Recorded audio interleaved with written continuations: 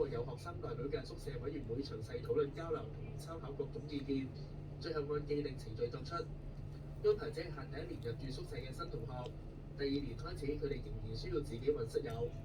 港大而家一共有17間嘅住宿學院同埋社堂，目前2人或以上嘅房主要安排俾本科生入住，研究生就會入住單人房。理大、浸大同埋加大話，學生可以喺住宿前講明個人意願，唔會刻意要求本地生同埋非本地生合宿。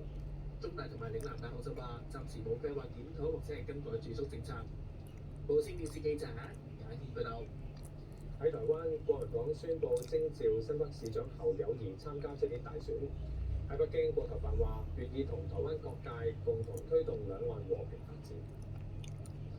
國民黨主席朱立倫宣布，根據科學數據同黨內意見，決定徵召新北市長侯友宜出戰出年年初嘅大選。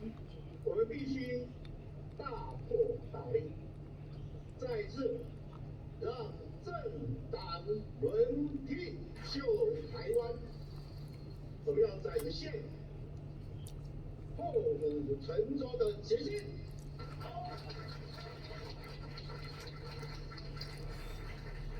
要參選就要勝選，讓我們不分彼此，團結勝選，團結勝選。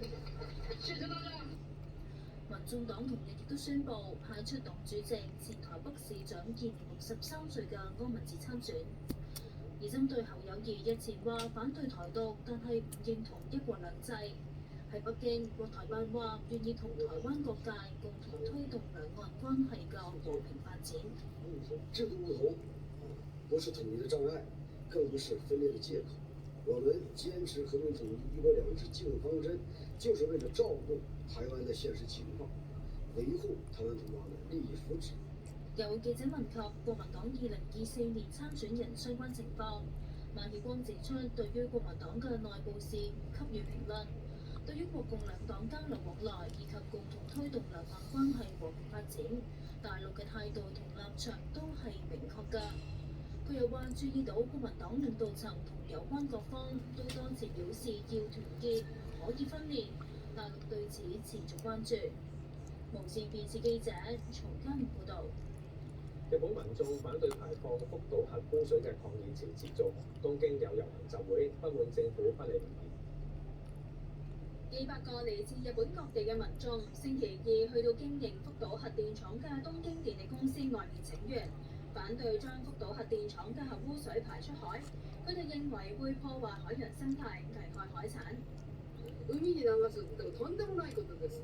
拡散するのは良くない。放射能は閉じ込めるしかないんです。動かさない。その逆のことを国はやろうとしてる。世界中で大反対してるのにとんでもないことだと思って今日は来ました。大量のトリチウムだけではなくて、今現在、7割近くの水